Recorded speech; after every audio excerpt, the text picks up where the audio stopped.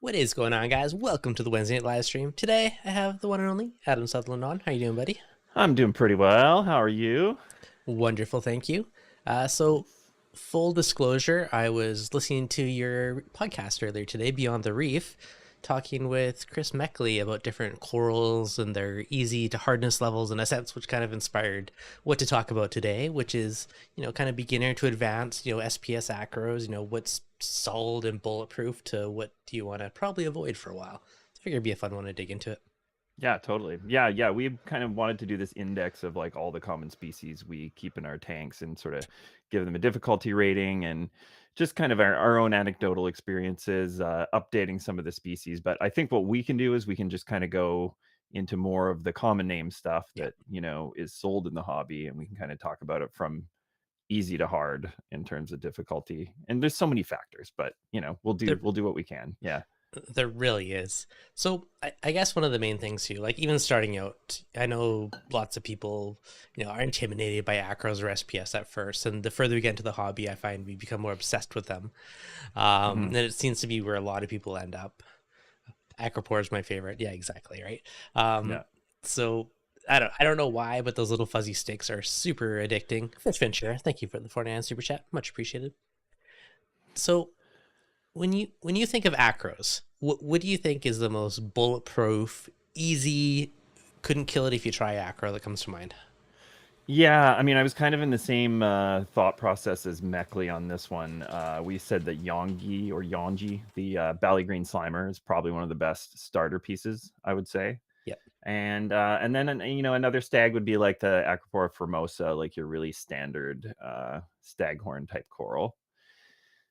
And then we kind of go up from there. So, I mean, why do I think stags are easy? I think maybe they're a little more forgiving on flow because there's a lot more room for the flow to get around the branches on them.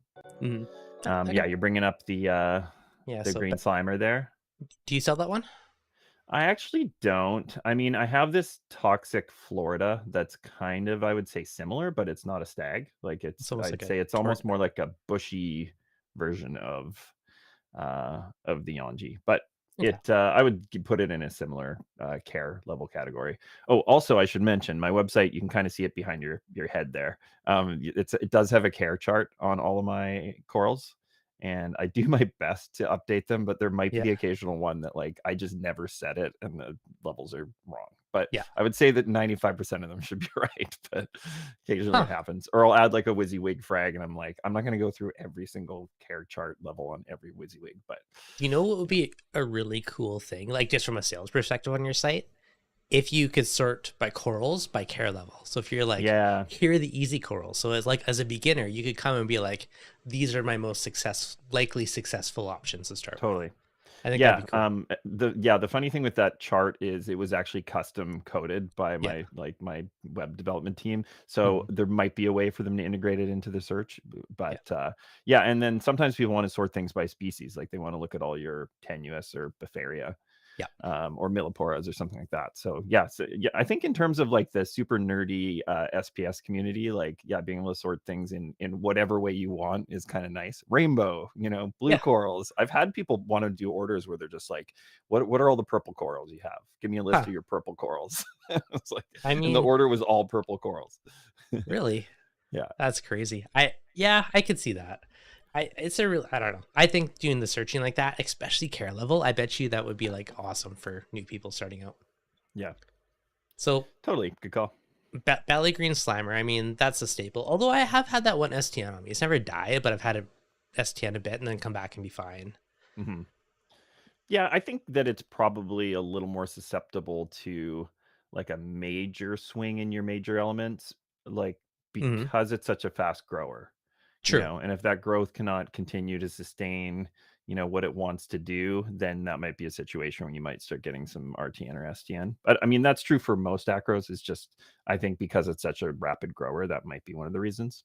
Yeah, that's fair. That's a good point. Yeah. One I don't think you could kill if you could try is probably Millepora. Yeah. Okay. So we are talking about other SPS too. Yeah. We're talking about whatever. Yeah. Yeah. Millepora is definitely one of the hardest ones to kill. I mean, I would say Stylophora is kind of up there too, but it's a little more difficult because it's a bit of a slower grower in comparison. Like, have you ever tried fragging as a Stylophora? It's like one of the hardest skeletons to cut. Yeah, that's definitely a bad staller.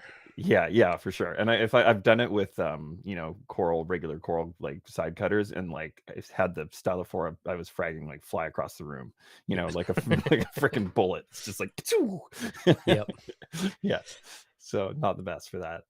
Yeah, I mean, if you want to talk about easy SPS in general, well, obviously, like almost all Monties, other than this sort of trickier kind of cabensis kind of types, I think cebuensis, not cabensis. It's a different. That's the mushroom variety I like, but but yeah, I mean, yeah, we probably could just generalize on Monties being easy, but yeah, some of those more designer type ones, like the beach bum type ones, those are the cebuensis. Those are definitely, I think, just a little more sensitive in general. I would kind of put them more into like the mid acro difficulty range. Yeah, that's fair. Overall, Monties are pretty solid. I guess if you're like beach bum, that's almost more of a Monty cap, isn't it? Or like when no, it's a cebuensis as well, okay. Or paloensis, but I'm pretty sure. Yeah, I think it's this cebuensis are what a lot of those like crazy tea. The juicy fruit. There's a few. I've got a few of them on there. There's some nice Jason Fox ones. Yeah. I mean, one thing I've noticed about Montipora is I feel like magnesium might be a little more important. Yes. Than with some other corals. So if you're having a hard time keeping them, then yeah, for sure. Pay more attention to getting it in that 350 or 1350 to probably 1450. I'd say is your pretty safe range overall. Yeah. Have you seen any issues in some of them if it's in the 12s? What do you mean, like with Monty's? Just just like in general, or I mean, like it's one of those things. Like we should all have a checklist of things we go through when a coral's not doing well, and I would imagine testing things like magnesium are going to be fairly high on the list. I mean, I would say like the next thing after testing magnesium, calcium, obviously alkalinity, is like I'm going to start looking at potassium and iodine and things like that, which are probably also quite critical for Montipora as well. So that's fair. Yeah. Just because I saw it just come up a minute ago, Setosa, that's another one I find pretty bulletproof. Yeah, I mean, the cool thing about Setosa is you can kind of put it anywhere and it's going to be orange no matter what, you know? So, yeah. No, that's very true. I mean, yeah, I haven't done Monty's on the Coral Care series yet, so we're going to get into like super detail on them. But yeah, should we stick more to acros here, or what do you think? Yeah, sure. I mean, unless we want to say anything else about any Monty's, I just I'm gonna plan a full section on these. Okay. I'll save some for your podcast. for the Beyond the Reef podcast. Okay, so stags in general are pretty hardy, I find. At least I haven't really found to be tricky. No, for sure. Yeah, you'll see the care chart on that one is pretty much slid all the way over to the easiest position. That's the cobalt stag. I think that's probably a Formosa. Strike myself a bit more. There we go. Yeah. So Formosa, for the fancy terms, scientific terms, that's just like a subspecies of common term stag. Yeah. I'd say it's one of the more kind of prolific types you find. I think Muricata might be either the same or slightly different, or some reclassification. That's the one Jamie Craggs has had good success breeding and actually splicing different genotypes together of. Yep. At the baby form. But so I mean, definitely easy. What do you got up there? You got the Exquisita? Yeah. That one I find is a little trickier. Like, I was gonna say that one's phrased up a bit. I think there's it's something to be said for any coral as it gets more complexity in its coloration. I think that tends to correlate with its difficulty level to an extent. I wouldn't say that's always a rule, but I would say because that coral is like a tricolor, like it's purple, blue tip with these kind of yellow green ridges. I would say that there's just a little more something required to really make it like the really kick ass. That's fair. Okay, in the chat, Dave's plantification. Any conclusions on bicarb versus carbonate for alkalinity? I mean, aside from one having more an effect on pH than the other, I don't know if there's any big things that, you could mix them together, you could dose one or the other. There's probably, some merit to the whole ionic balance thing about strictly one or the other, but I don't know. I do more calcium reactor calc other stuff, so I don't directly dose them. At least I haven't in a while.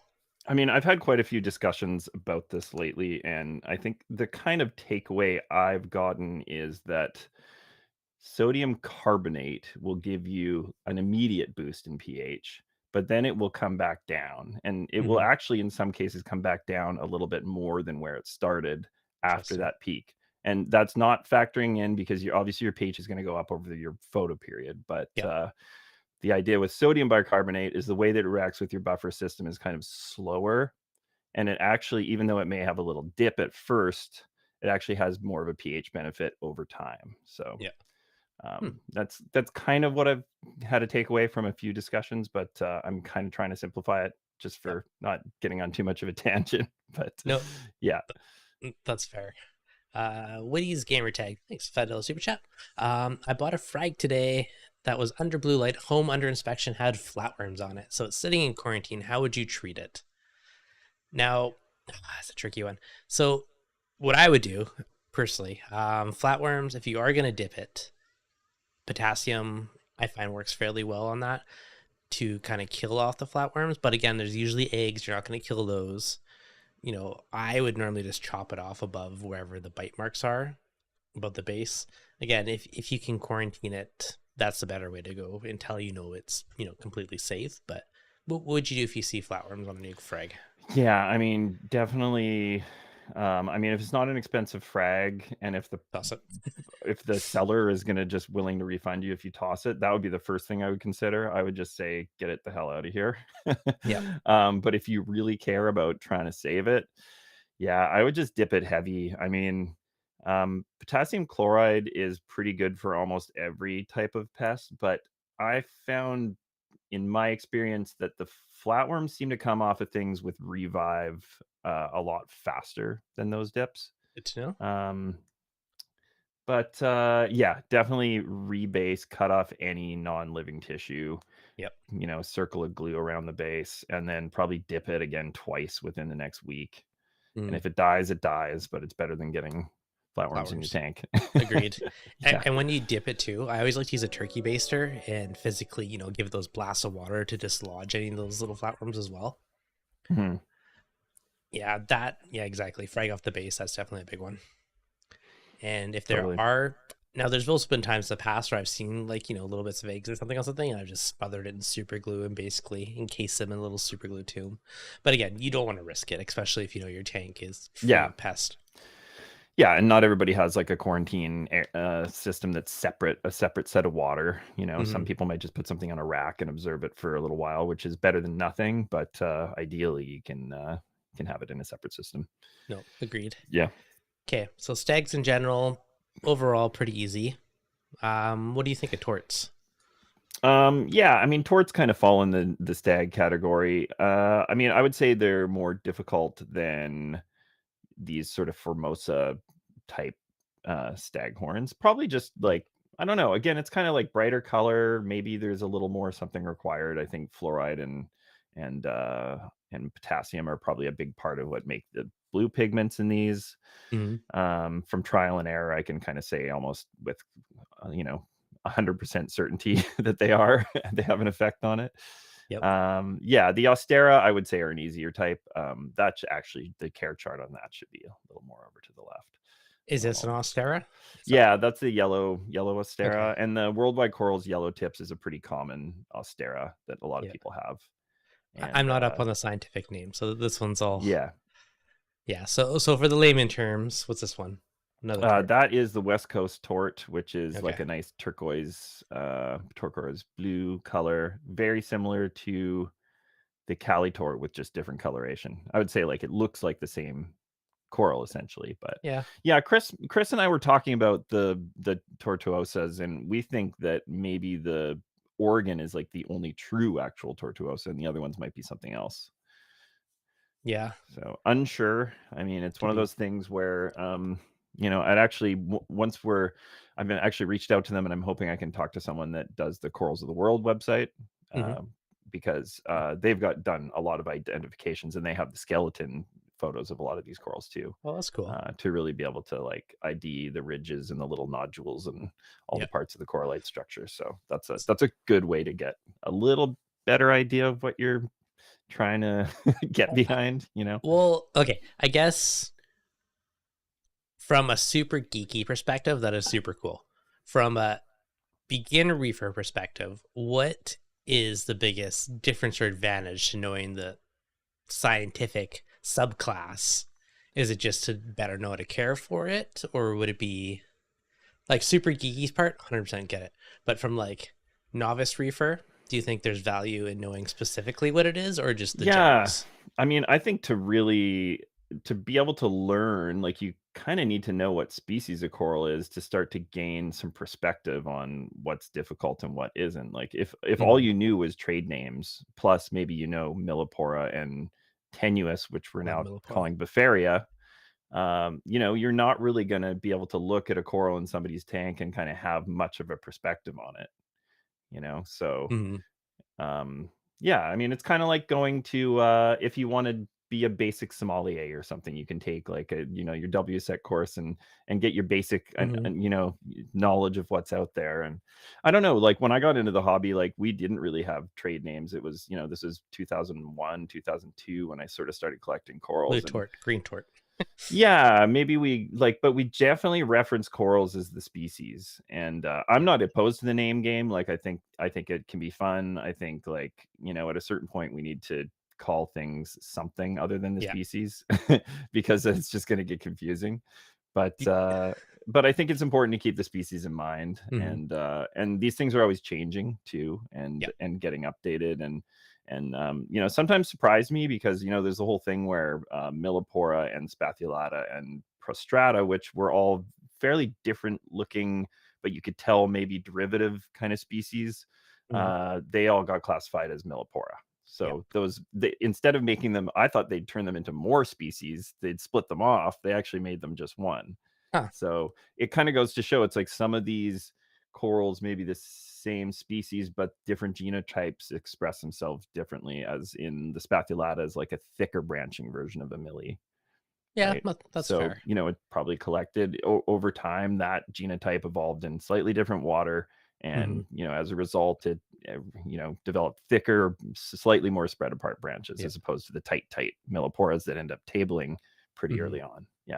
It's funny with the whole name game thing. When I originally started to care is when I started buying doubles of corals, because it looks different under different lighting. You bring it home and you realize you already had it. You're like, I spent $50 and I already had that one. And that's why I started paying more attention to names, like in the early days. Yeah. Yep. Yeah, I mean, I don't know if I just kind of nerd out on it a lot, but I always kind of want to try to figure out what species of coral is when I get it. I kind of like, I feel like I owe it to the coral to kind of try to figure it out. And that, having that range of corals that I can kind of look at in my collection, and I know what species, at least I have a pretty good idea of what they are. It gives me a really solid reference point of like what that coral is going to need for care in the long term. Yeah. Yeah, that makes sense. Yeah.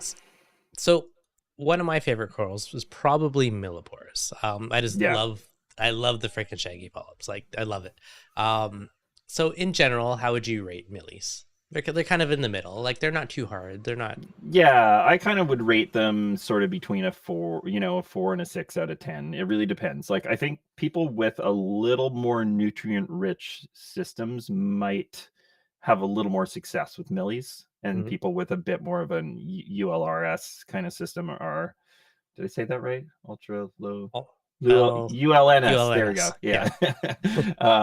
Yeah. With people with lower nutrient systems, they're probably going to need to supplement extra phosphates and nitrates or ammonia to kind of keep millies happy, because they're very hungry acro. Yeah. No, like they have a lot of like big wavy polyps, and when they're at their healthiest, that's a hungry animal that needs a lot of nutrition in the water. So that's why I would say they're not easy. Yeah. Ironically, I was actually been debating on the new office tank if I even put a filter roll or filter socks, or just let it like free flow and have a little more particulate matter, and how that would affect millies long term versus the ultra sterile. Yeah, I mean, this is going to be in the new system, or yeah. I mean, I can't really see there being much need to run something like filter roller for the first little while. I mean, unless you're doing a sand bed and you got particulate in the water for a while that needs to settle down, but you're probably not doing a sand bed, I'm guessing. No, I don't know. I probably will. I always like sand.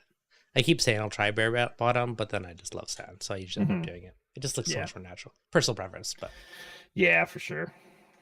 Would I don't know, if you did a display, I know you have all frag tanks, but if you did a display, would you do sand or bare bottom?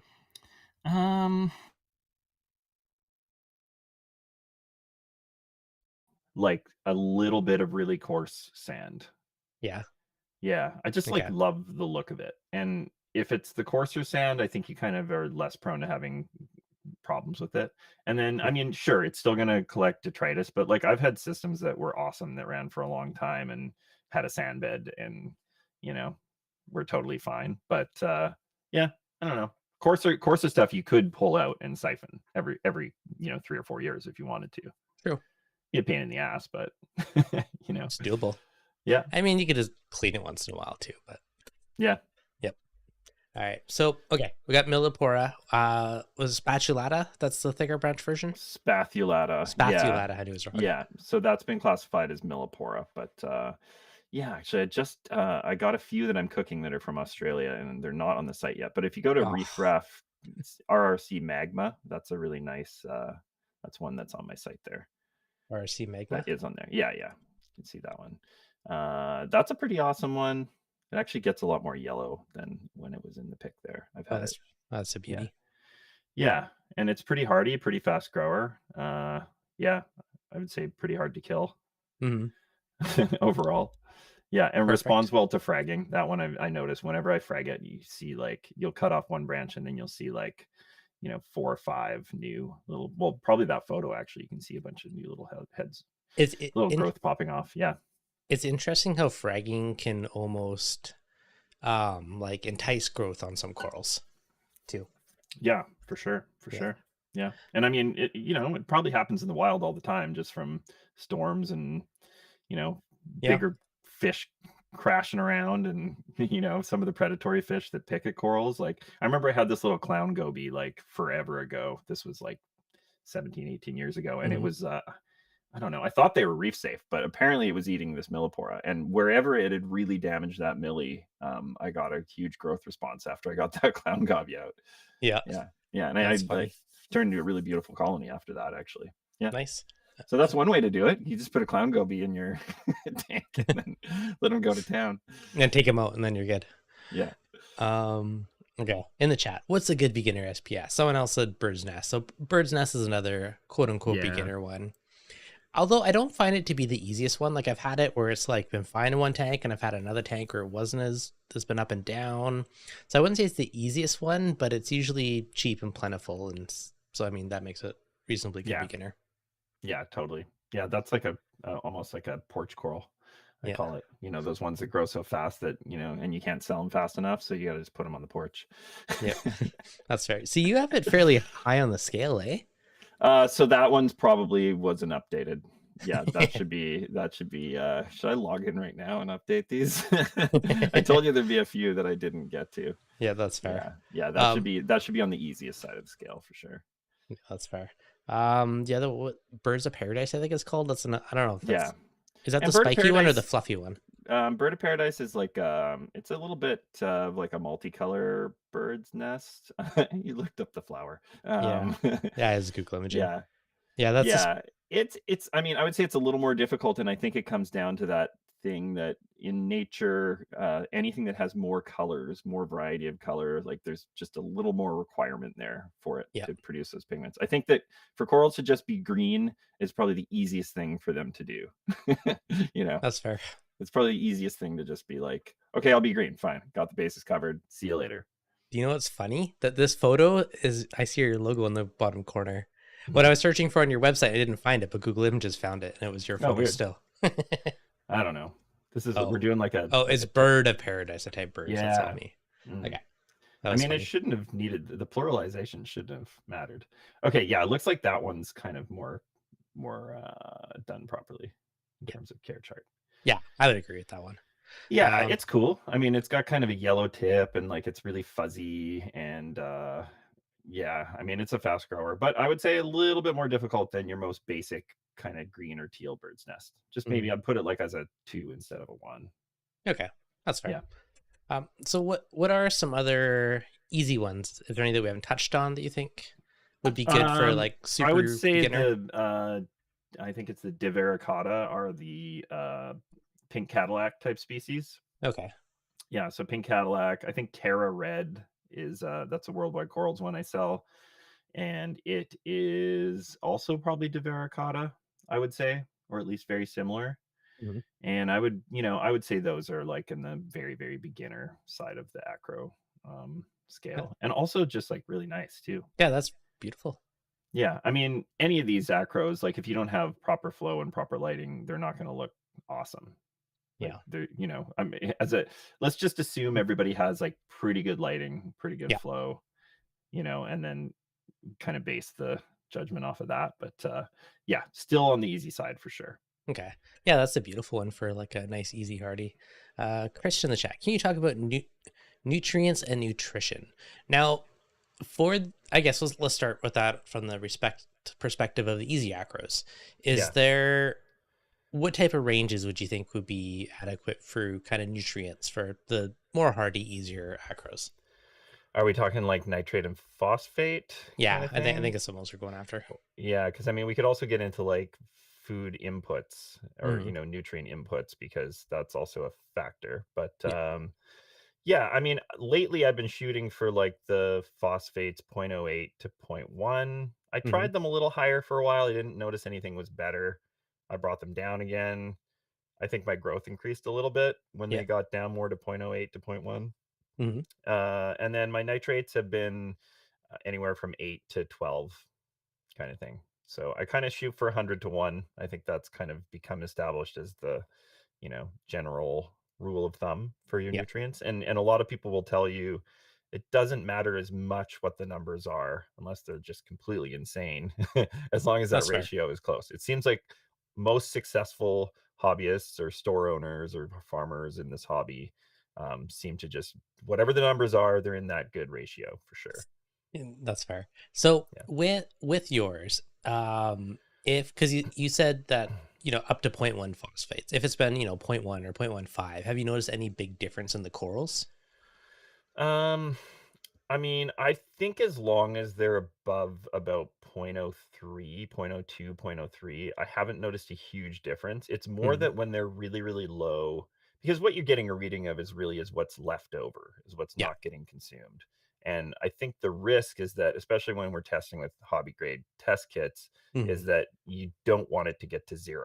So the closer you ride that line to 0, the more you're kind of at a risk of having a complete bottom out of your nutrients. And I think that's when fast growing corals can die. I think slower growing corals are actually a little more forgiving. If you have a system that's not, running high pH and it's kind of just kind of trucking along, you might actually find that your corals are more tolerant to certain things, because it's like you're not driving in the fast lane. Like I'm in the fast lane all the time, Yeah, That's a good point. Another one too, water temperature can play into it, or if you have very hot water, it kind of speeds its metabolism and everything. Yeah. Where things are a bit cooler, it could slow down the pests, the corals, it can slow down everything in a sense. So yeah, definitely. Definitely. Okay, so yeah, that's actually a really beautiful one for a nice hardy one. Yeah, I sell the frags I sell of that one are always really generous sizes too. Nice. Speaking of, I'll just give you a quick plug because I know you said you had a big sale coming up. Yes. Do tell. Spill the beans. Yeah, well, I'm gonna do like a May long weekend sale, so it'll be obviously Canada only, and it'll be anywhere from 20 to 50% off. Solid. All corals, and I just did the WYSIWYG update. I'm gonna keep adding more, but if anybody wants to jump on now, like all the WYSIWYGs are already at the sale price. Nice. So if you just want WYSIWYGs, then go check it out now and get in there before the general sale launches. But yeah, there you go. Sweet. Lots of stuff on there. Yeah. Beautiful. Okay. All right. So what else we got for stuff that would be good beginner or newer tank acros? Yeah, newer tank acros. Hold on, let me get my notes. Okay, so yeah, I would say the PC Rainbow Convexa, that kind of type acro. There's a few other names for it, but that would be, I would say, a pretty easy beginner type. Yeah, it was looking really good in the pic. I actually haven't gotten it to look that good since it's just mostly red now. Okay, that looks pretty awesome. Yeah. I mean, it's like that's the cool thing is when it gets a lot of that metallic orange and yellow kind of green colors in the base. I guess that's why they call it PC Rainbow. You know, mine's just like PC Red now with a little bit of yellow in the base. Yeah, I mean, I think that's part of it too. Again, is like rapid growth. Maybe faster growing corals aren't always as colorful. I mean, this isn't always a rule of thumb, but sometimes faster growing corals are not going to have as much coloration. Whereas if they're sitting there growing slowly and they're just getting kind of baked, they might, get more of that base coloration or something like that. But yeah, I guess actually another one for I'm just gonna say like easy to intermediate, like kind of easy to mid range acros. Do you find it's generally better to give them less light or more light? I mean, anybody that asks me, I kind of think that you should always start with lower light and then ramp it up, like if you have the opportunity to do it, because I think something's going to respond a lot worse to way too much light than it's going to respond to not quite enough light. Yeah. You know what I mean? Like it's easy to just like, yeah, watch a coral for a week. If it starts to get a little darker, then you probably can move it up or ramp your lights up. You know, if it's a new system and you don't have the lights dialed in yet, then you're kind of in that position, right? Like, yeah. One of my system at the local fish store, I changed the lighting over maybe a year and a half ago to Radions and Orphec bars from basically T5 is what it was on. And I started the lights lower than I would have ever thought I needed them to be. And I was actually really surprised how nicely some of the acros colored up at those like 150, probably 150 par for some of these things. Yeah. You know, so it goes to show it's like, yeah, you can start low and bring it up for sure. That's fair. Okay, in the chat, since we're talking about PC Rainbow, so Phil, I noticed PC Rainbow, I get the yellows in lower light and reds only in higher light. Have you guys noticed the same? Yeah, that's probably a part of it for mine is I think I agree because I have put some frags over towards the side of the tank and they seem to get more of that rainbow coloration back in them. But yeah, definitely as it grows really fast in highlight, it's pretty much just red. And then lower light of the yellows. Yeah, it is interesting. I thought, of course, the one coral that's STNing in my tank, it was basically all pinky red, but now I'm starting to get like greens and other colors out of it, which is kind of ironic as it's fading a bit. I'm also getting like that was yours. You were messaging me about that. It was not doing well, right? No, and it's very like the slowest STN in history, but I don't know. It's kind of stopped and then did a little bit, then it's kind of just doing its thing. But the colors are improving on it oddly, which I thought was kind of crazy. Yeah. Not to go down this rabbit hole, but have you considered oxalinic acid? I have not found anywhere to buy it in Canada. Have you? I think I got a source, but it seems like one of the safer things to try for STN. I mean, that being said, if it's the only coral in the tank that's doing it, then it'd be probably not worth hitting the whole system with something. Yeah, that's kind of the thing. I have a piece in the tank beside me that's like that big, so it's like I'm not even worried if it does end up biting the desk because I have another big chunk of it. That's true. It's actually almost on the porch coral category, to be honest. Yeah, like like the one that I had that was STNing a bit, like it was starting to grow into my torches. Like it was almost getting too big, and nothing else in the tank is annoyed, so I'm just kind of like, yeah, we'll see what happens.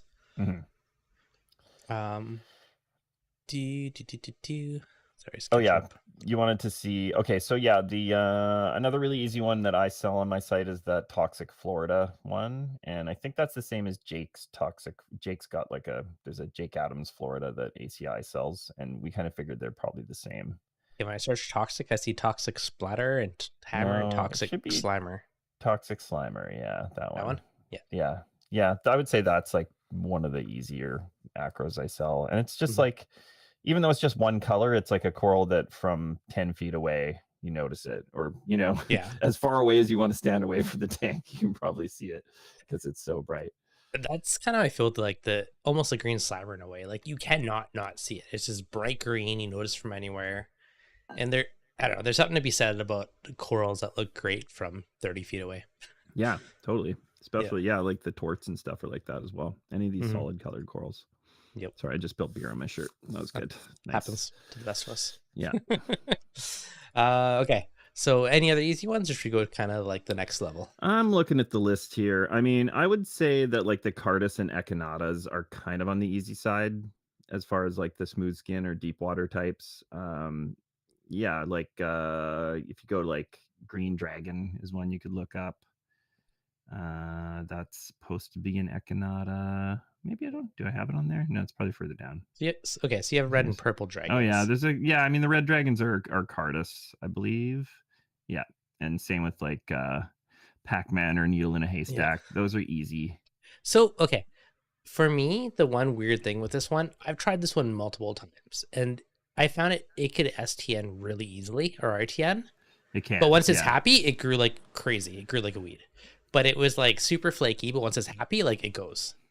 Like I have a theory on that. I think it's because it's a lower light requiring acro. I think we tend to put it in a lower spot, but because it's a lower spot, sometimes it's not as good of a spot for flow. And I do think they actually need pretty thorough flow to pass through every branch, as every acro does. Yeah. But that could be one of the reasons, because I've noticed that too. And that's probably why those are both out of stock, because I probably eventually had some STN and just couldn't stop it because I probably had it in a crap spot. Yeah, so, that's fair. Yeah. In the chat, bonsais. Yeah, bonsais are usually pretty good, actually. Yeah. That's a good call. Yeah, I don't have my notes from the first Coral Care series. I deleted them just to simplify here, but because the episode was done. But yeah, bonsais are definitely, I would say, in the easiest kind of starter coral category. I've got a couple on there. I think I got the Ultimate Bonsai, which is like the Garf Bonsai. And then I don't know if I added the Blueberry Fields to there, but that's another one. Yeah. Okay, there you go. Yeah, so that's an easy one. That one's like almost blue. Like usually they're like purple with the neon kind of yellow green polyp, but that one's like more of like a bluish purple. Yeah, it's nice. Pretty nice. Yeah, I would say like if anybody's like, give me 3 or 4 acros to start my tank, I would probably give them a bonsai, a stag, like one of the stags we talked about, maybe a Cali tort, and another one, actually another good tester, because it's another, let's call it another porch coral, is Natalensis, or Rainbow Loom as the common name. Oh yeah, that's a Rainbow Loom. I would say if someone's starting to have success with their tank, because it's not an expensive piece, just like try that piece, because if you can get the full coloration with the orange, kind of pink tip, green base, it's really has a pretty nice range of color. That's a pretty good indication of a lot of things working properly. That being said, mine never looked as good as this photo. I would get the greens and the purples, but I could never really pull that orange out like you have in this photo. So my tank didn't have your magic in this one. Yeah, I mean, I think that the orange is an extension of how fast the growth is, because the faster the growth, the less dense the zooxanthellae is going to be towards the growth tip. You know what I mean? So like there's essentially like less area of the coral that's populated with that. So you get this gradient of, the tip spreading out to the base that's non-populated. Or if it's not growing as fast, you're just going to see that little bit of color towards the tip, but it's not going to be like this full-on extension. That makes sense. That's my theory anyways. Makes sense. It's interesting because I'm more the hobbyist side. You're more the coral farmer side. Like you're both obviously, but yes, it's always interesting, like both sides of things. Yeah. I mean, I'm both sides, you know. You are. I definitely get high on my own supply, if you know what I mean. Just it's walk kind of like, yeah, well, it's more like, there's corals that are like, I know I could frag that or sell that, but I'm conservative. I like to save things for myself, and part of that is being sustainable. But I definitely have my times where I'm in my farm garage and I'm just there to enjoy the corals and not to work on them. It's awesome that you can do that. Yeah. It's just nice to stare at corals. Yeah, we could talk about millies a little bit more if you want, because we passed over a few. There's like the ASD millie's a nice one. Yeah, that's a nice. That's a nice one. Kind of looks like Palmer's Blue. What do you call this one? Yeah. I've been sort of on the quest to find something that's as nice as the Palmer's Blue. I might still have that stock photo of it on there, but it's definitely out of stock. And then Blue Planet was another one. No, I don't have a colony anymore. So. I lost mine at some point, but it was so vibrant. Those polyps, I had such a nice big colony back then. Yeah. Yep. Yeah, and one thing I would say about that is we don't see as many blue millies being imported. It's all like rainbow millie. Check out this rainbow millie, which they're not even really rainbow millies, but we don't really see a lot of nice blue millies. So I don't know. I think people should try to get more blues in. I agree. Palmer's Blue is up there on my list. Actually, what's this one right here? That is the Blue Planet. If you want to look that one up, that is my favorite blue millie of all time. And I have one friend that has a small piece saved out of this huge community that all had it in Western Canada. Oh yeah, that's beautiful. It was awesome. Yeah. Out of stock. Oh man. Yeah. Oh yeah. Of course. Like I say, I don't have it. I don't delete the items in hopes that I get them back one day. That's fair. I do have a blue spath that is actually pretty similar coloration. Yeah. And it's from Indo. It's like a teal blue spath, pretty similar color. And it grows more like a stag. Like it's like the branches look staggish. Yeah. Yeah. So I guess the main difference with the stag is like it looks like there's just a lot more like little coralite actuatal things, whatever you want to call it, versus like a stag. Like it has all the little millie polypy type things, but it has a stag. Yeah, I mean, that being said, there are some staghorns that are like Abrolocensis. See, I got that word now. Yeah. Abrolocensis is a stag that's like the shaggy stag. Like it's a stag that's got like a lot of polyps, and to me, it's actually almost a little bit similar to the characteristics of the one in the pic there. Yeah. But yeah, I would say it's kind of like a millie, cross between a millie and a stag, the Abrolocensis. Yeah. This is half the stream's trying to research for me now, because when I do my new office tank, it's polyp heavy. Like I just want stuff with shaggy polyps. Like that's like my main focus now. Yeah. So very millie heavy. Like if you ever get this back, you let me know. Yeah. Yeah. And something I would say about millies and polyp extension is like people ask about what gets the polyp extension, and it's not so much like that the polyp at any time can just decide to extend more. It extends when it's really healthy. So if you have really good nutrition in your system, not just nutrient balance, but if you have a good input of like actual like good food that the coral can use, I think that's when you're going to start seeing more polyp extension over time as the animal gets larger and reaches out further, and basically you see more of it. So on that note, we kind of touched on this earlier in the stream, but Christian was asking, any experience with roller mats not doing well for SPS systems?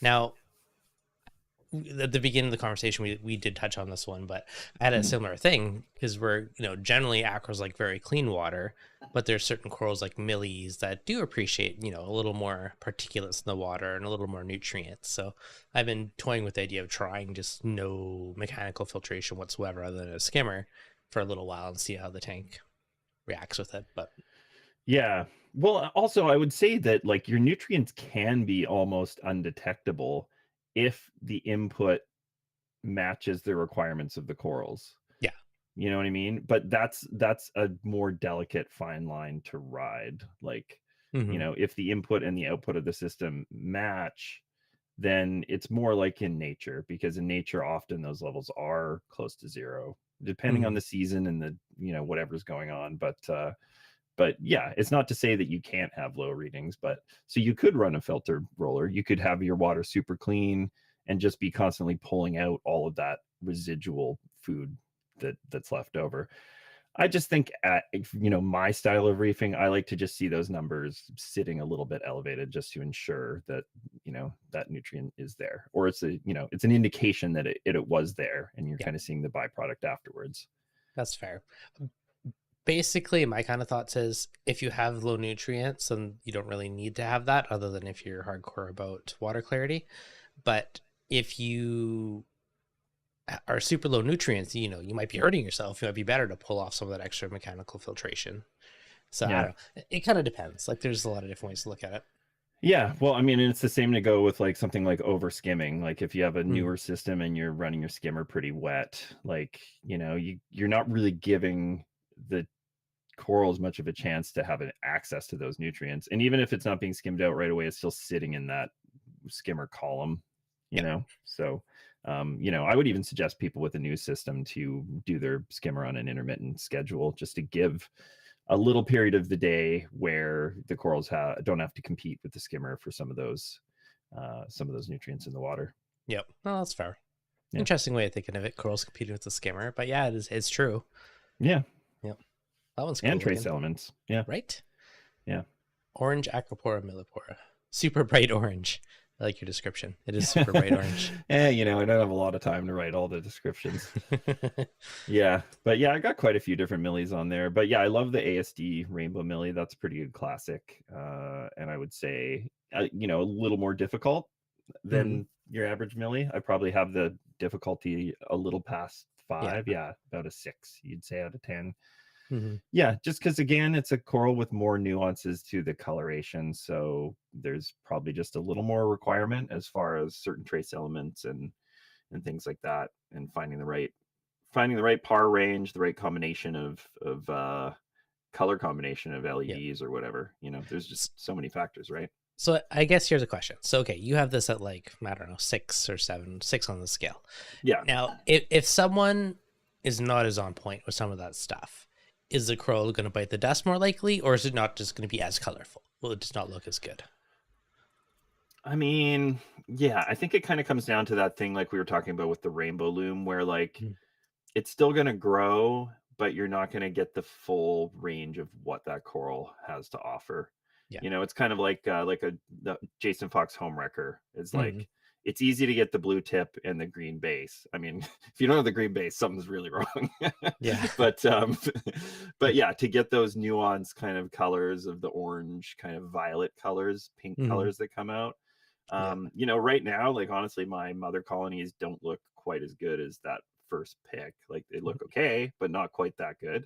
And yeah, it's probably just a combination of nutrients and trace elements and what's available. You know, I'm doing fairly regular ICPs, but I'm still don't have it dialed into a point of having certain things be depleted by the time I get the test. So yeah, it's tricky.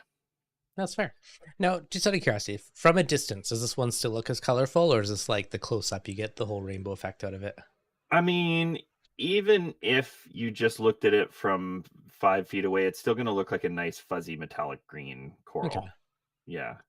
So, but yeah, more on the green side for sure. Yeah. I would say Walt Disney looks really good from back in the room.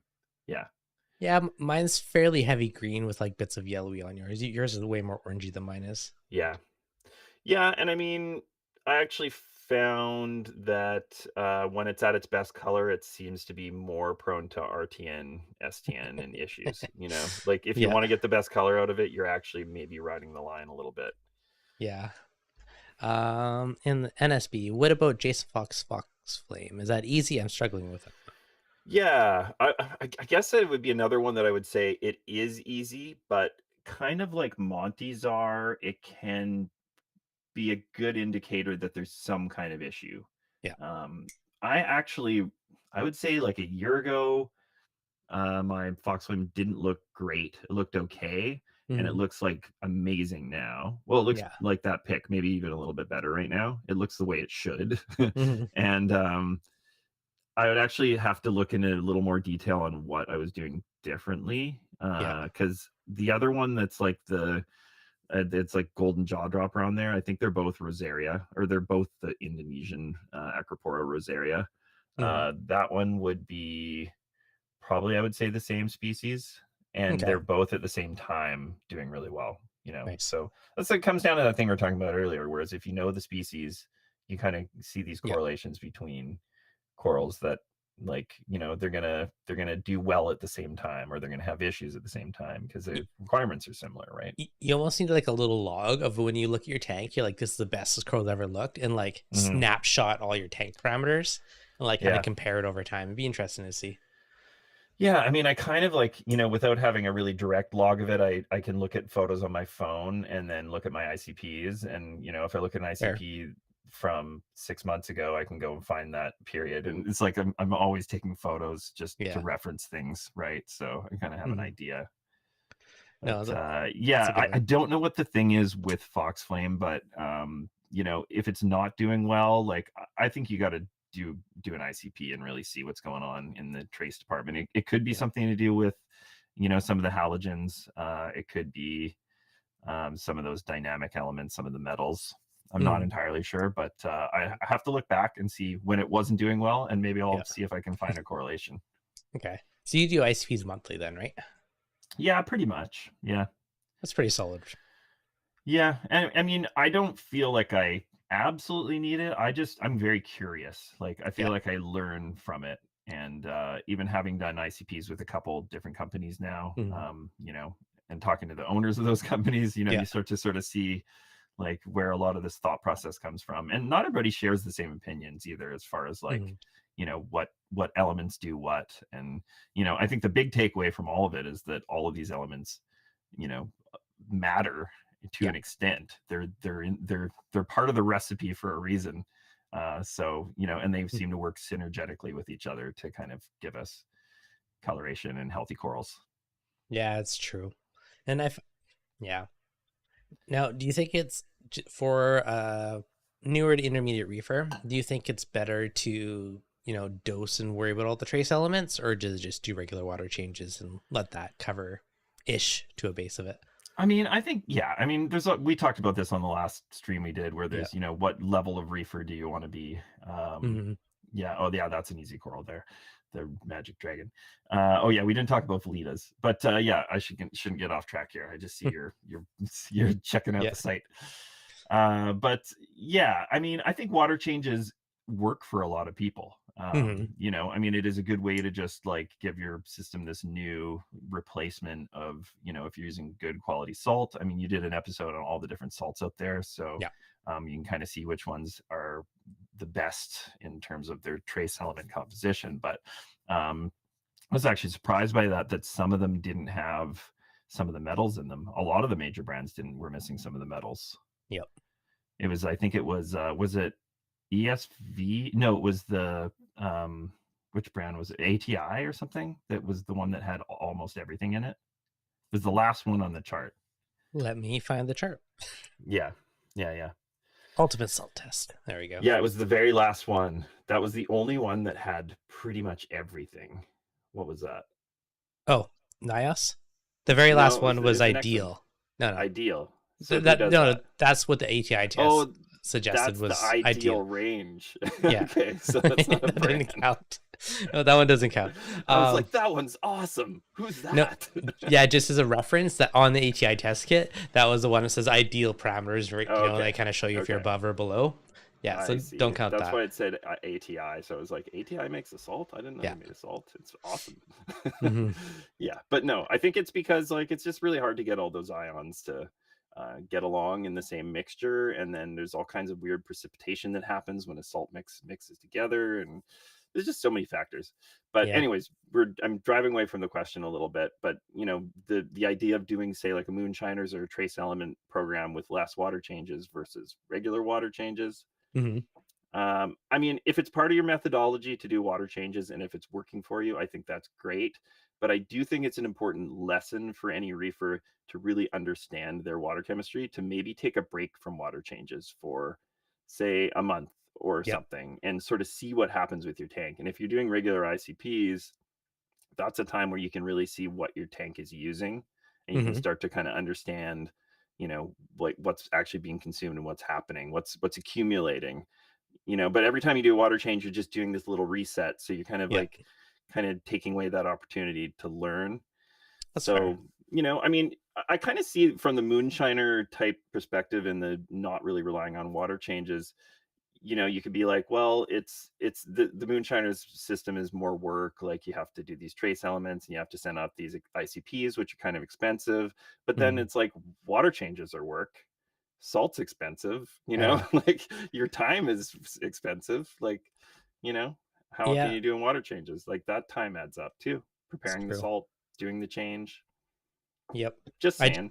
I know it is true, and I've done all the different methods, which is funny.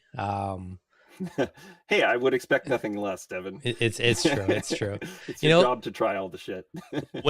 when I was like dosing all the daily trace elements, like my tank looked pretty damn good, and then babies in life, and I was slacking at it, and then it wasn't quite as good. It wasn't quite as vibrant. And now Yeah. recently I realized I'm slacking, and I put the auto water change back on. So Yeah. just do my gallon, my 4,000 mils a day. Hey, I mean, it's all depending on what fits into your life too, right? I mean, if you have a brand new baby and you're, like, I don't know, it Yep. depends. Like, yeah, you make it work with your schedule, right? If you want to Mm-hmm. go a little more on autopilot and not think about it that much, then sure, go ahead and do just Yep. water changes every 10. What do you do? 10% every 2 weeks or a little I don't more? know. Or, yeah. 4,000 mils a day Oh yeah, because on you're doing 200 autos, gallons. regular Yeah. autos. Yeah. Yeah. Oh, you got a nice one there. Yeah, that's cool Yeah. looking. Is it that vibrant in person? Yes, it Yeah. is. I think that's quite accurate. I had a bunch of guys come by a while back, and I was like, "See, look, it looks just like," I took out the photo on Yep. my phone of the site, and I was like, "See, look, it looks just like it. See?" Yeah. So yeah, that's a cool piece for sure. I would say, like, it's a tricky one to get all the nuances of the color, Mm-hmm. because it's like got about 4 colors in it. Yep.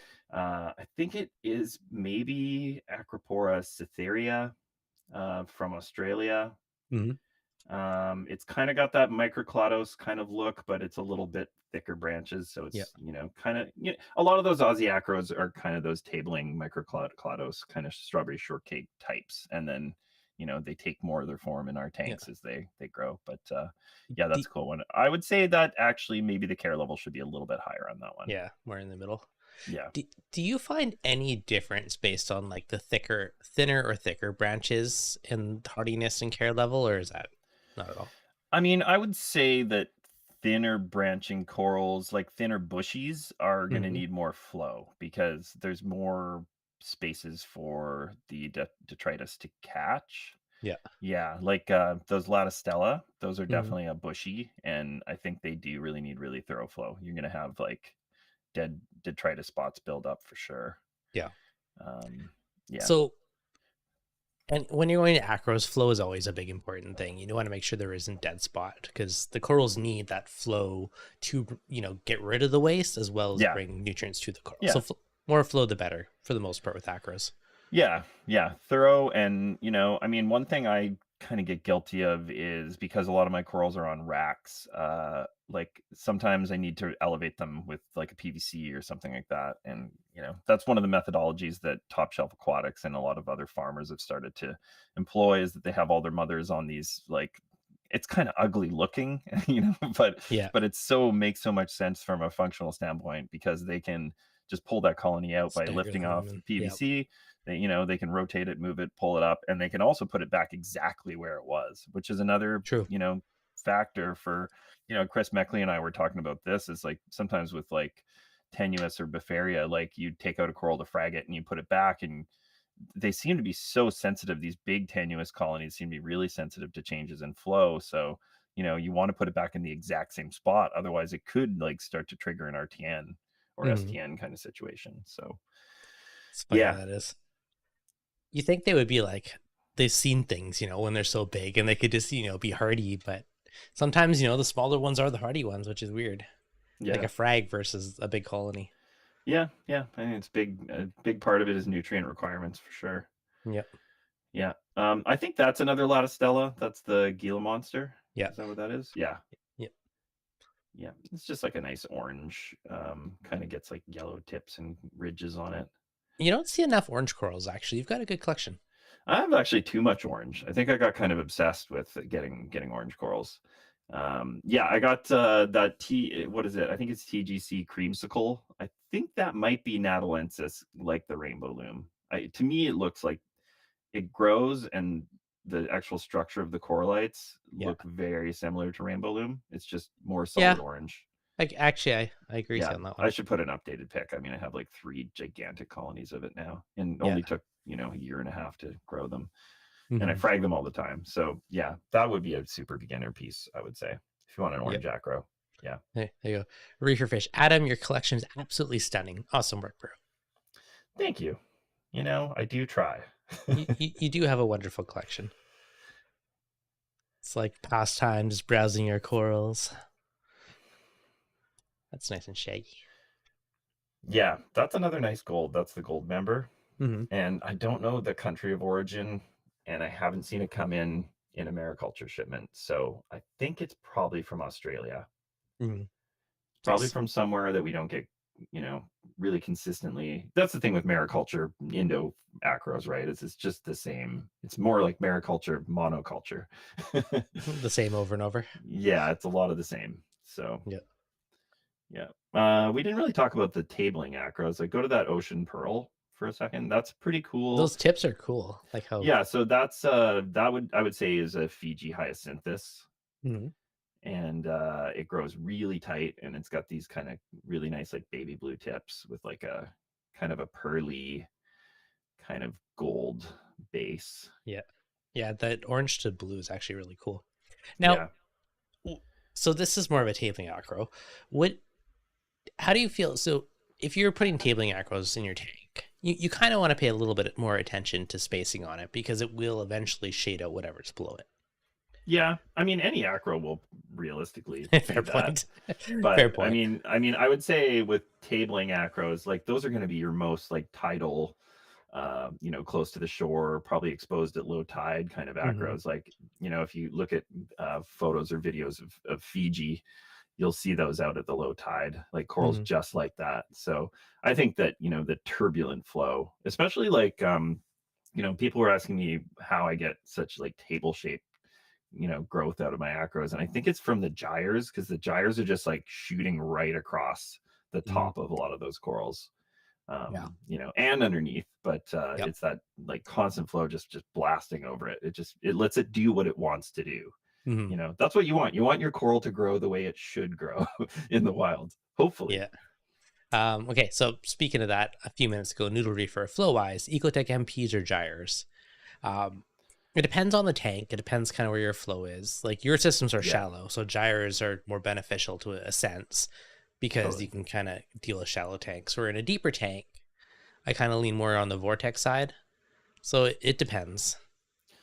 I agree. I use both, and gyres I think are good for a shallow tank where you just really need to fill a lot of space, because it's like shooting a sheet rather than a jet. Mm-hmm. You know what I mean? It's like there's a jet of water that's like this, or there's a sheet of water that's like this, right? Yeah. And gyres, like they're most effective actually like a couple feet away when it starts to dissipate, as opposed to when it's just at the beginning, because it opens up as it comes out. Yeah. One thing I do like about MP40s that I think that can be overlooked about them is that they pull a lot of backflow. Oh, huge. If you actually see, I don't know if you've ever seen the video of them put like ink in the tank or whatever, where the MP40 pulls it out. I think I saw a video of that at one point, but it's pretty crazy actually how much flow it pulls from underneath. The undertow almost seems more than like the upper main flow at some points. Like in my tank, I see it all the time with my MP60s on my 6-foot tank. Mm-hmm. Just like the amount of undertow is crazy once you're, that last few feet of the tank. Totally. Huge underflow. Well, and I think that's really healthy. So, I would say on a display that's like, deeper than say 20 inches in depth, or let's say 20 inches, more than 20 inches in height, I would say MP40s or MP60s are going to be generally better for a display. Yep. But all depends. I agree. Do you run your gyres on full blast or pulse? Constant or pulse? I actually just swapped a bunch of my gyres over to the Hydros Wave 4s, and I think actually that controller drives them a little harder than the actual gyre controllers do. Little bonus flow. Yeah, I put them Yeah. on the gyre setting. So whatever that means, I think that is kind of a pulse. Is it not? I don't know. I assume the gyre would be more constant to just get that momentum built up in the tank. Yeah, maybe. Yeah. I mean, mine are set really high. That's all I can say. When I That's first fair. when I clean them, I turn them down about 20%. So I run them at about an 80% Yeah. max, maybe 70. And then Yeah. maybe as they start to get a little gunked up, I'll start to just turn it up. And then maybe once every 2 months or month and a half, I'll clean them and do it again. So okay. Okay, Noodle Reefer, thanks for asking what's the maintenance like on the gyres, especially max spec. How reliable are they? So max spec actually has a patent on the gyres, so almost any gyre you buy is probably made by max spec anyways, regardless of the brand. A lot of the difference comes in the controllers on them and the color or whatever, blah blah blah. But like the AI ones, have their own AI controller, like the Orbis. The max specs, obviously they have theirs. The Wave one, same thing. Like max specs makes all of them, so all similar. The older ones are a pain in the butt to clean. The newer ones are definitely easier to clean. yeah, the 150s and the 250 gyres were a pain in the butt for sure. Yeah. But extremely reliable. Oh yeah, they are. But my only complaint with them is they do need to be cleaned more frequently than a normal propeller pump, because you do lose flow as they build up algae or the little layers of mold, whatever the tank stuff is. Yeah. Does Adam have a problem keeping easier corals? Is softies or LPS? He has different systems for those. Yeah, and that'll be later in the Meckley series. We're gonna get to softies and LPS and stuff like that. Yeah, I mean, I've had periods where I've actually struggled with zoanthids, and I think that zoanthids and pallies are just a little more susceptible to certain kinds of bacterial infections. They're also more irritated by any kind of film, like any kind of microalgae seems to be a problem for them too. That said, I mean, my zoas are doing well again now, so I'm going to put more of them back in stock again. Nice. But yeah, I mean, I would say like I'm best at SPS. I'm like pretty good at Euphilia. I seem to grow a lot of Euphilia, and I just don't have a huge vast amount of knowledge when it comes to like specific care for different kinds of mushrooms and stuff like that. But it's my general rule with those kind of corals is just like feed them well and don't give them too much light, and they'll be happy. Yeah, most of the time. Yeah. Anacropora, that's one we haven't touched on yet. So this one you have kind of in the middle, the goldenrod. Yes, and that's the grafted. Yep. The grafted goldenrod. Yeah, I mean, so Anacropora, yeah, we were talking about this a while back because you were having trouble with yours lightening up. Which is funny. So I ended up losing my goldenrod, but I have a different one that is the forest fire, I think it's called, or Tropicana. It has like 3 different names. Ethan. And that one, super hardy, nothing. But goldenrod, that one lightened up and faded and started to bite the dust on me. Yeah, I found that with Anacropora, like they can do awesome for quite a while, and you don't really change the lighting. You don't necessarily change the nutrient input of the tank, but they can lighten up, and then there's really no turning back. Yeah.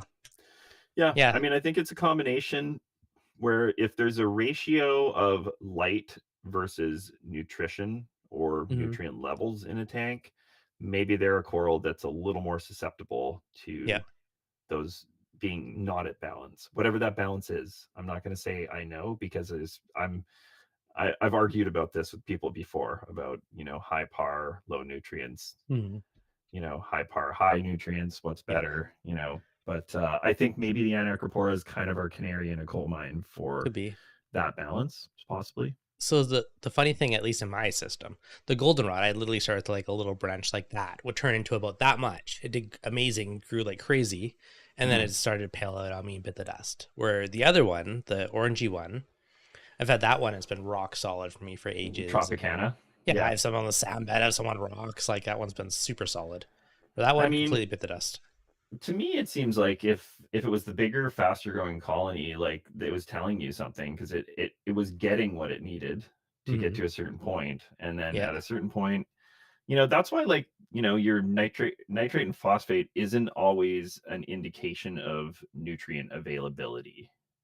You know what I mean? Like Yeah. you could have those in a range where the numbers satisfy you, but that doesn't mean that there's bioavailability of nutrients to your corals. That's why I switched to actually dosing ammonia instead of nitrate a couple Mm-hmm. months ago. So after talking to Paletta about it, I kind of went on that train, and I think things seem better from it. I feel like I have less nuisance algae actually dosing Yeah. ammonia instead of nitrate. Nice. Then are the colors actually that good in the goldenrod? Mine were at times. There was times when it was stellar, like looked Yeah, absolutely amazing. Like this is one point when it was, this is a pretty big colony at this point, yeah, and this is before it started to pale out. But there was definitely times where it looked super amazing in my tank with like the red and the yellow. So it depends on your parameters. yeah. Yep. Can't find the old one right now, but yeah, I have ones where it looked just amazing with like super gold red polyps. Um, yeah, I don't know. It's just always interesting to see how stuff changes in times. And again, could have been a trace element, could be nutrients, could be flow, like so many of those random variables. Totally. I don't know. Okay, so Back to acros. Yeah. back to acros. Okay, so we've kind of went over solid selections. Easier, medium. What? There's a question in the chat earlier. Do you have a Nemesis coral? Is there any acros where it just refused to thrive in your system? Yeah, I mean, I would say the speciosa, the Malaysian speciosa or Batuni is what they actually are properly ID'd as. Tuna? Yeah, Batunai, I believe. If you go to the Corals of the World photo, you'll see that they definitely look like that's what they are. But Yeah. anyways, I gave it a try. I got about 7 or 8 colonies, and I lost a couple of them early on, a couple of them later. I still have a few, but Yeah. I would say they're probably the toughest acro overall to really adapt to our tanks. Mm-hmm. I would also say that Icefire Echinata is probably my other Nemesis coral, and I just got a few little colonies and tank conditioned them, and Yeah. the last one was peeling today. So those are No. going to be out of stock, and I'm never going to get them again. Just Never to be ever. honest. Just done. No, I'm completely done with them. That's I gave it another try, and I don't know what it is about them. Maybe some of these corals, like the tissue, just um, it's thinner, it's more susceptible to I don't know, problems with your nutrition or your buffer system. It's hard to say, right? Like yeah. they're just not they're not destined to be in our tanks. There's a reason that some of these corals, like the ice fire echinata, nobody is culturing it long term. Nobody's been, oh, I've been selling that coral for the last 10 years. Like you don't hear Fair. that. That's not a phrase that exists. And there's a reason for that. Whereas there's all these other corals that we know have been in the hobby, like any of the ORA corals, Yeah. like the red planet and the Hawkins echinata, which is called an echinata. They're definitely not the same species. Red Planet is my Nemesis coral. I've tried that one like 4 Really? times and it's always bit the dust on me. I don't know why.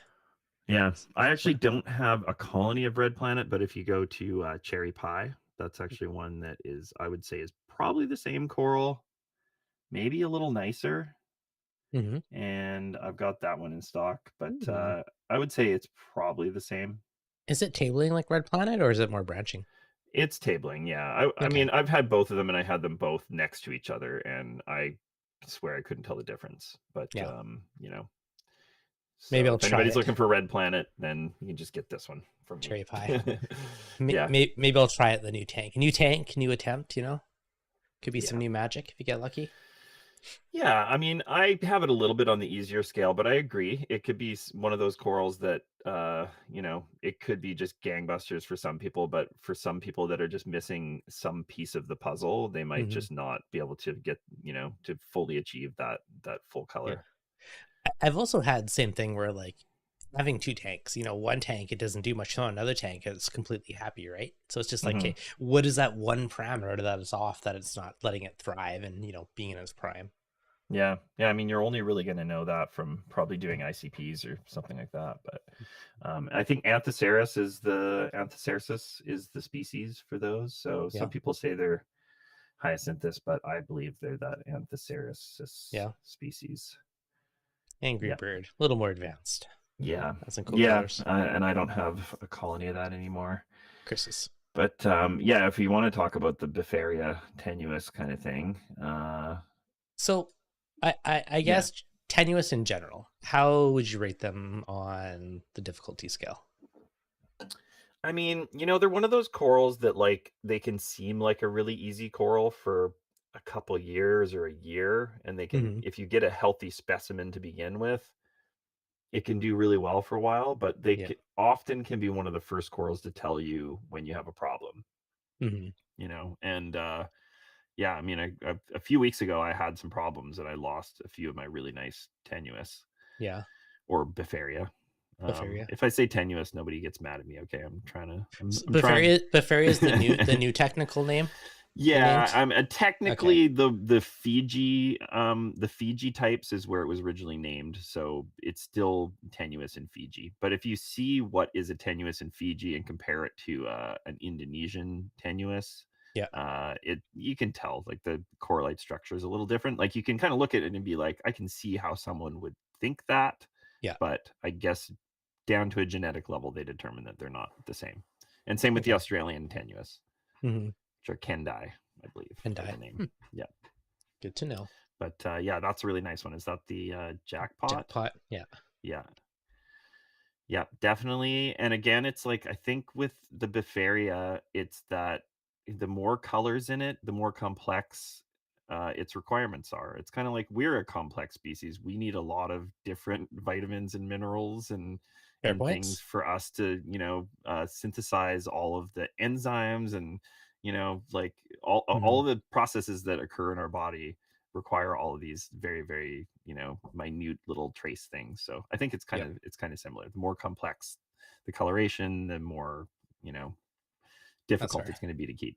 Okay. Interesting one in the chat. Noodle Reefer. When an acro is stripping, aka STN or RTN, is it best to let it be, or leave them alone? What are the pros and cons? If a coral is RTNing, which is rapid tissue narcosis, I would generally frag off the healthy tissue about a 1/4 inch above where the tissue is, the tissue narcosis is. So I would generally just chop it off and have, a healthy piece. And a good chunk of the time, that piece is fine. Not always, but a good chunk it is. If it's STN, in my case, last time, I think I actually just did chemi-clean in the tank just as an experiment, and it seemed to work to slow it down. There are dips you can do, and I've also just ignored it sometimes. It's been fine. But of course, that's not always the case. So if there's STN or RTN, what's your kind of... Yeah, I mean, I do find generally dipping tends to make things worse.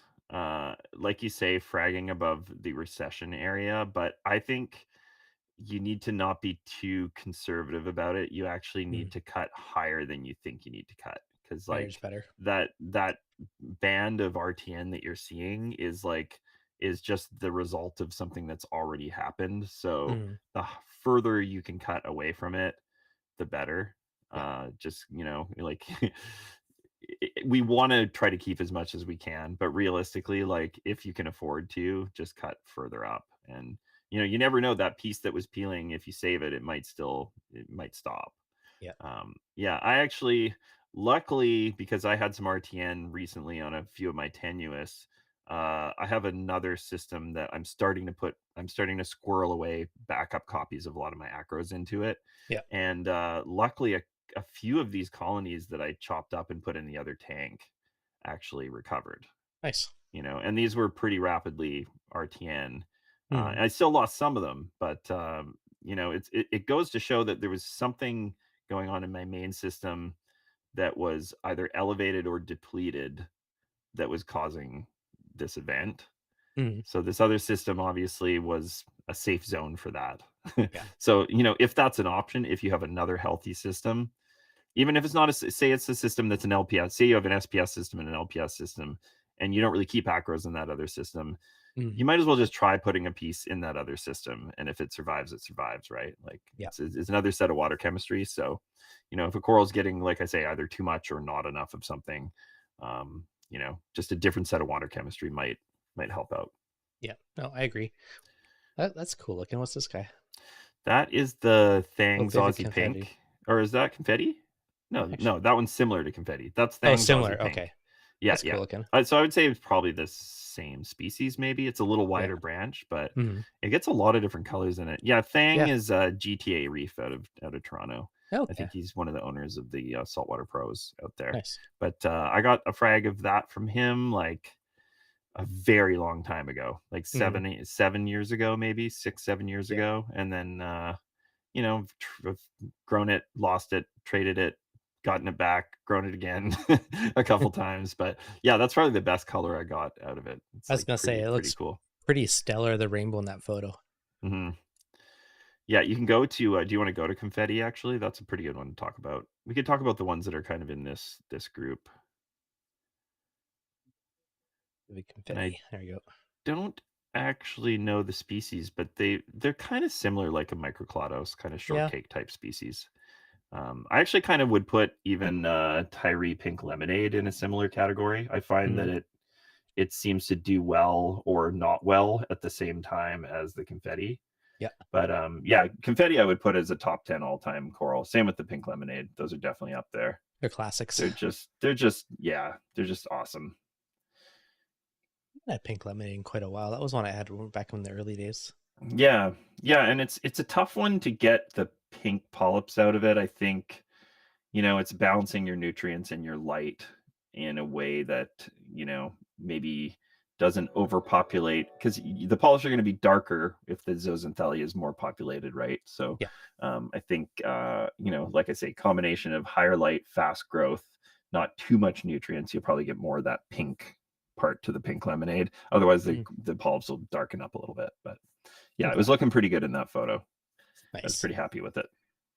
Okay, John's asking, with the corals that Adam has hard to keep, does he experiment? Why? Or is it easier to follow corals easier for him? John, ask that again. I'm confused. Why is it easier to follow corals easier? Yeah, I re-asked that one. I'm confused reading it. Yeah, I'm confused too. Okay, 2 for 2. It's unanimous.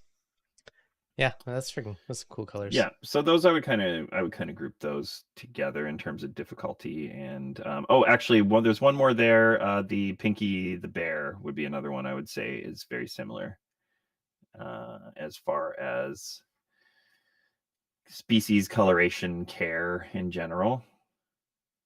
Pinky the Bear. I've not heard of this one. Yeah, what is this one? I need to put that one back in stock. But it's pretty sweet. Yeah. Sweet. Nice and fuzzy. Lots of polyp extension. I like it. Yeah. That's closer to my rainbow though, but not as fuzzy.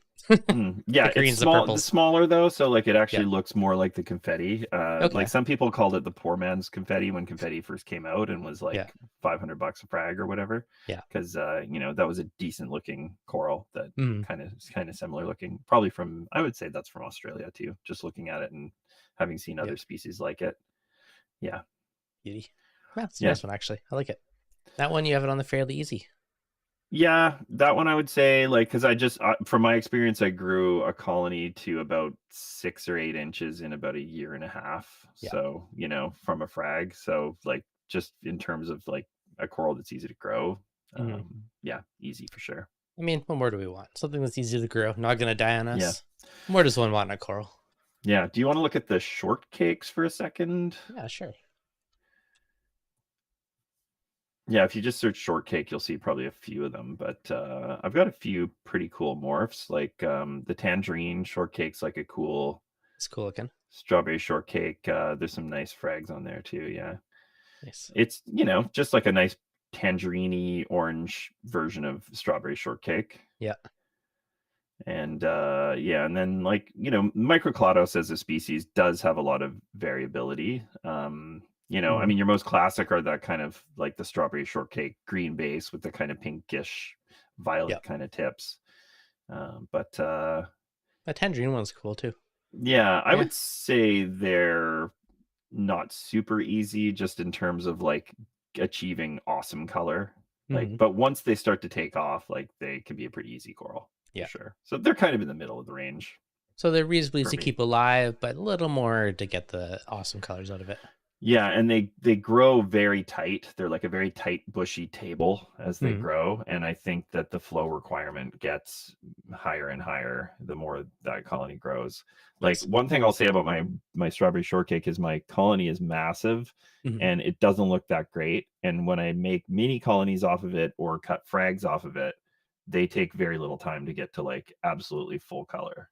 Yeah. So something's going on with that bigger colony that's like, again, it could be just nutrient requirement, but I think it just needs a lot of flow to get through every part of it. That makes sense. It super happy, especially when it's so dense, right? It makes a lot of sense. Yeah, it's like nobody's flushing the toilet, like maybe it's it's just not getting flushed like it needs to. That's fair. Paul B, what do you use for trace elements? What are you using currently, Adam? Well, I mean, my tank uses the Fauna Marin Bowling light system. So my 2-part that I dose adds trace elements all the time. Yeah. And then on top of that, I've been doing regular ICPs. So I do the adjustments based on those. I also have looked pretty deeply into the Moonshiners. So I have some of the Moonshiners products. I don't see any reason why you couldn't mix and match if you wanted to. I don't like I like the idea of sticking to one system, but I have the bottles of some of the things, and I looked at what the suggested starting point for daily dosings were on some of the Moonshiners products. So I was like, okay, well, I can put 0.23 mil of let's say chrome a day, and then we'll see what it is on the next ICP.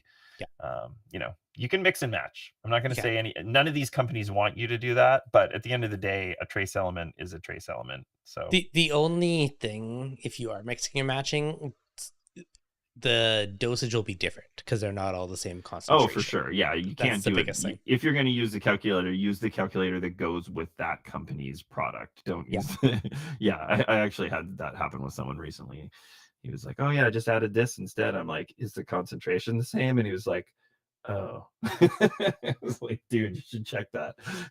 And it was completely different. Yeah, exactly. I've sat there like some days for like hours trying to like math and do things. I'm like, wait, this is the one I have on hand. How much of this one equals how much of that one? And yeah. So yeah, it's tricky. I actually thought about because I know what the system is always depleted in, and since I'm dosing this 2-part, so with the Fauna Bowling light, like you make up the the alkalinity and the calcium, you got your magnesium and another one, but you add the trace. So it's like, I think it's like 25 mils of bottles 1 and 2 per 2 kilograms of calcium chloride. But I was thinking, like, at the same time, couldn't I just add, like, I don't know, like, I roughly know how much chrome, for example, I use by the next ICP.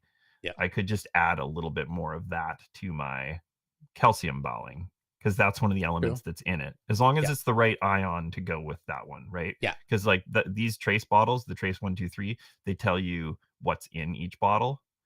So I kind of thought, well, couldn't I just saturate a little bit more, chrome, zinc, nickel, some of those ones that I use constantly, put a little bit more of that into my trace mixture, because then I don't have to do the daily dosing manually, right? It's happening every time it adds calcium, and adds a little bit of it. Makes sense. I mean, as long as the ions are fighting in a sense, I don't see why you couldn't. Yeah, sorry, that was like the longest answer, but hopefully that gave some some thoughts and perspectives. When I had more free time, I was hardcore with the Reef Moonshiners, and now that I have less time, I'm doing the Tropic Marin A and K on dosers for kind of my daily, and then whenever I'm motivated to do ICP testing, I use the Reef Moonshiners to tweak all the individuals to like rebalance things if it's off. How did you find the trace was with? Have you done an ICP since you've switched to the Tropic? I bought some like 2 months ago that have been sitting here that I still got. Okay. So yeah, because like, I mean, blindly guessing. That kind of scares me a little bit. I mean, as long as you're undershooting it as opposed to overshooting it, like you have a pretty stocked system, right? So, yeah, I think I'm dosing 8 mils a day of each one, I think. Yeah. Yeah. So I don't know. When I had Lou on a while ago after the stream, I'm like, okay, give me ballpark. What's like a starting point? Yeah. So for and I yeah. can't remember if he told me 5 or 8 or whatever it was, but I'm somewhere roughly close to that. So I shouldn't be over. It should be enough that nothing's being depleted. Yeah, I mean, the one thing I would say for people that do that is be careful that you don't have other inputs. So, for example, like one of those bottles, it has a lot of potassium, like the K balance, Mm-hmm. right? But if you're using potassium, if you're using a nitrate additive that has potassium, then you're going to be adding potassium from that without Yeah. having a real, it's the unintentional versus intentional dosing, right? That's the kind of thing we have to always keep in mind. Things like, some of those KZ products, a lot of them just have potassium in them, or they have a bunch of stuff, but one of the main elements that's in it is potassium or iodine. So you have to be careful with these unintentional dosing if you're using a system like that, because it's going to compound. Because if you haven't done an ICP for a while and you started a new trace system, plus you're doing this and this and this, you might get your ICP back and you're having problems with your corals and your potassium's 570 or something. And the tank might be okay with it because you raised it slowly, but still you just don't want to do that. Yeah, and there's a point where if you are the never do water change camp, it might eventually hit some critical mass tipping point and bite you in the butt.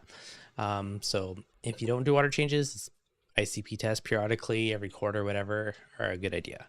If you do them, then you kind of have a bit more of a buffer. He says, all for reef has no limits. I'm actually debating of trying that just on my new tank for a while, at least until it gets inhibitedly expensive, but I might try it starting out. Yeah, it sounds like if you're going to do all for reef, you should also consider supplementing fluoride. Because apparently fluoride will, like those elements, like can all kind of get along in that composition of that 1-part dosing, but the fluoride will not. This is from Christoph from Oceamo telling me this. So I think if you're going to do that system, and we know fluoride's become a little bit more talked about in, I'd say, the last year as one of the more important ones to pay attention to. I think if you're going to do all for reef, maybe just add a little bit of fluoride too, just to make sure you're getting it. Unless you're doing really regular water changes, but I still think at a certain point you're going to have a deficit. Yeah. Yeah. Cajo, does coral grow outward faster when you don't leave them much space to encrust? I don't think that has anything to do with it, because some corals will just kind of branch out and some will do nothing until they encrust and lay a base, and then they kind of branch out. So it depends on the coral. Yeah, that's just really a genetic thing with the coral. Doesn't seem to have that much of a difference. Yeah, if you crowd it too much, all you're going to do is cause coral warfare and probably slow down the growth at some point. But yeah, all right, I think I got to wrap her up fairly quick for getting the kiddo.